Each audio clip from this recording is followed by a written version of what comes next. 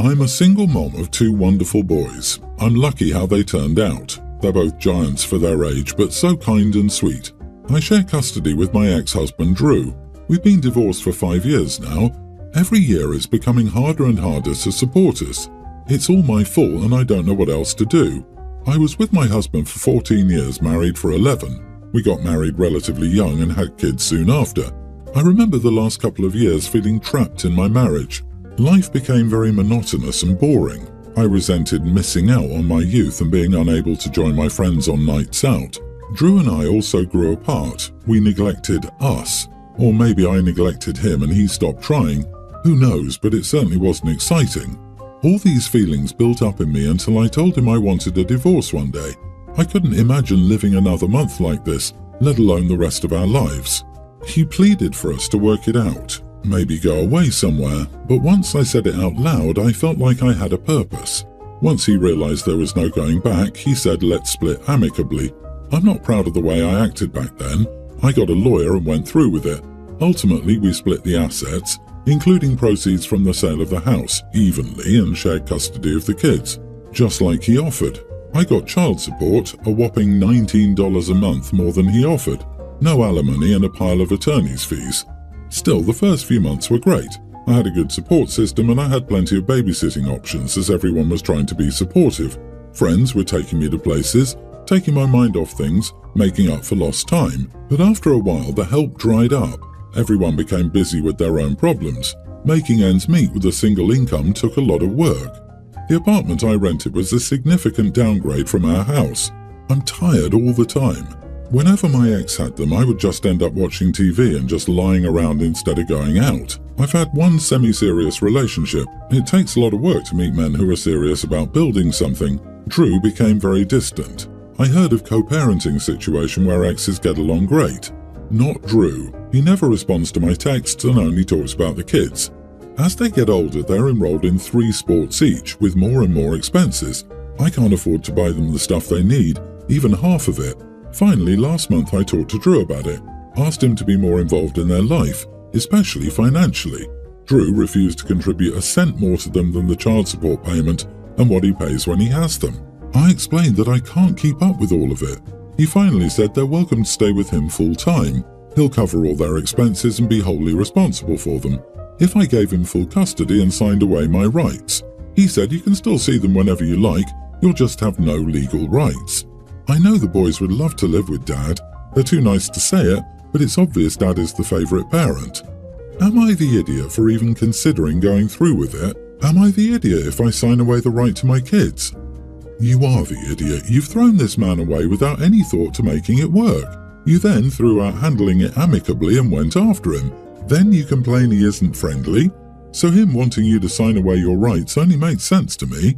He's treating you exactly how you treated him, as a liability and tool to use when you want. He's just returning the favour. Also, are you afraid to give him full custody because you'll owe him child support? Is that part of this you didn't want to mention? She still hasn't figured out that throwing other people away isn't the answer to her problems. She discarded her husband because married life wasn't exciting. Now she's a single mother, struggling financially, working to support herself and her children. She's tired and watches TV when the kids are gone. Sounds really exciting to me. Regrets her life choices. She only wants to sign away her rights to save herself money to not pay her ex child support. Yeah, it sounds like OP wants to dump her kids on her ex and pretend she's a teenager. It's the whole, I'll make up for my wild 20s times, then realizing that I'm still an adult who has to pay bills and work. It seems like the grass wasn't greener and she's missing the comforts of her old life.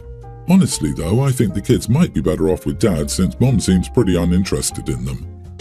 I, female 26, have been in a relationship with a guy, 26, for 3 years. Initially it was a long-distance relationship and lately the same city but living separately. We've always dreamed about moving in together. The issue is he's never actively done chores in his life. When he lived with his parents, his stay-at-home mom did all the cooking, dishwashing and laundry. The most he did was occasionally clean when asked to. Then he spent time in dorms and did his laundry when it piled up too high to ignore. I wouldn't call him lazy, just enabled. Through the years I made it a point that he needed to learn to cook and clean after himself, that I won't be his maid. He said I was bugging him and making it sound like I wanted him as my servant, so I let up. Now we're looking for places, and he joked about how I'll have to teach him to cook. I just went, "Excuse me?" I made it clear that I won't be teaching him to do anything and won't be moving in with him till he learns to be an adult. He says it's not fair and I can easily teach him. That's what couples do. I disagree. He had 3 years, 2 of which were spent at his parents' home. Ample time. I told him I didn't want to live with a kid I must teach, so let me know when you're an adult. He's calling me the idiot for that. Not the idiot. The day I left my ex, 3 months after moving in over 5 years of being together, suitcase in hand and tears down my face, all he had to say to me was, "How do I do the laundry?" Take that as you will. In these 3 years, he planned how to use weaponized incompetence to leave all the chores to you. Unfortunately, I doubt he would change if he was raised in a house where his mom cared for everything. He wants a new mommy. He wants you to be his new mommy, and you will be his new mommy if you let him move in with you. Tell Oedipus to call you when he's finished growing up. Expect that phone call the week after never. And don't get pregnant. You'll have to teach me how to cook will turn into 1 or 2 half-hearted attempts at learning followed by, well, I tried and I can't do it. You'll have to do it since you're the one who knows how. Nothing will make you lose attraction and build resentment like having to mother your SO. And how utterly refreshing to hear from someone who demands her boyfriend behave like an adult before committing to live with him. Stand your eminently reasonable ground. I, female 38, have been with my husband 41 for 5 years, married for a few months. I have 2 daughters, a young teen and a tween. My husband has a daughter who passed away 8 years ago. Her room is still the same. He never changed anything, took anything out. My daughters and I lived in an apartment before moving in with my now husband. My daughters have to share a room. The house has 3 bedrooms, but because his daughter's room still has everything in it, my daughters share. It's okay he keeps some of his daughter's stuff, but it's ridiculous to keep her whole room, especially considering it's been 8 years. Today, I asked if he'd consider removing some of his daughter's stuff so both girls get their own room. He got upset and said I was insensitive for expecting him to get rid of his daughter's stuff. I told him it's been 8 years, and I'm not expecting him to get rid of everything, just enough so both girls have their own room. He got mad and says he thinks he made a mistake marrying me because I'm an insensitive idiot and it shouldn't matter how long it's been. He is 100% correct. You are the idiot. You made a mistake not discussing this before marrying. Still, you are the idiot for thinking there's anything ridiculous about his grief or how he deals with it. It's likely a mistake he'll quickly rectify because he won't trust you not to go behind his back and change the room. Agreed. She should have tackled this situation a little sooner, and she can't just clean the room out and then immediately move her daughter in. He needs time. She's the idiot for not figuring this out a long time ago. She also seems to lack empathy. She didn't clean the room out. She approached her husband about respecting the needs of her children, who would likely appreciate having their own space. Having 2 teenage girls sharing a room while another room is a shrine is not a sustainable solution. She didn't need to figure his grief out sooner as she waited 5 damn years by being in a relationship with him. Now she's married to him, and he has either accepted her daughters into his family or not. If he hasn't accepted them as part of the family, he's an idiot. If he has, he's an idiot for not being able to see their need for space. He must address that his daughter is gone, and he's agreed to be a guardian for 2 other young girls. Hope he's not the idiot. There is indeed no expiry date on grief. It's also true that the quality of your present depends on prioritizing the living. Maintaining a shrine to his dead daughter was never a healthy path for grief. I'm constantly surprised to read how couples blend families with a big elephant like this in the room without premarital counseling. If you won't agree to counseling, you need individual counseling to explore how much of your daughter's life you're willing to sacrifice for his dead daughter. Do you expect them to live forever in her shadow? I can't imagine marrying a woman with kids and thinking, 3 bedrooms, that's 2 for me and the girls can live in the 3rd one in perpetuity. It feels like he's the kind of guy who would rather tough it out than go to therapy at the expense of people he ostensibly loves. Boy, in a decade we're going to see a post, "Am I the idiot? I don't want my stepdad to be part of my wedding." I kind of see this happening given this story.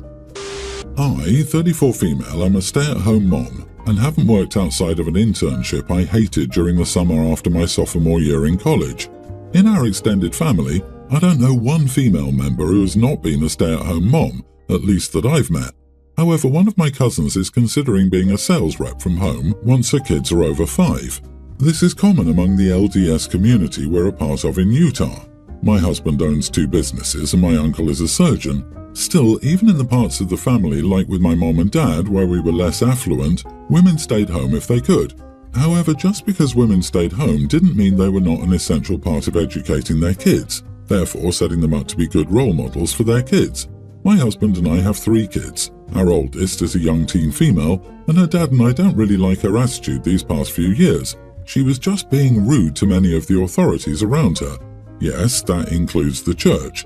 Our policy is, just because somebody may become a housewife doesn't mean they shouldn't be on the honor roll.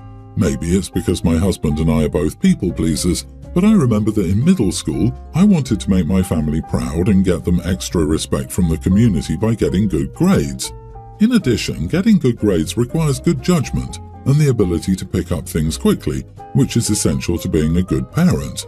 However, my daughter has become unmotivated. She had a C in algebra last year. A lot of her homework questions have been Googled before, so if she wanted to be lazy, she still could have referenced those answers for homework. Yes, she needs to do her own work and understand the material. Still, if everybody else's online answer is different, that should make her think about why. We had a talk, since school just started, about how little she seemed to be putting into classes that didn't interest her. She's taking geometry this year, and we expected a B+ or above. She said, "Well, I'm going to stay at home anyway, why would I need geometry? Do you use geometry to do your job, Mom? I think you just use basic math and English." I was so angry and felt ambushed by this question, so instead of yelling, I decided to deal with this gracefully and walked away. But my husband yelled at her and sent her to her room.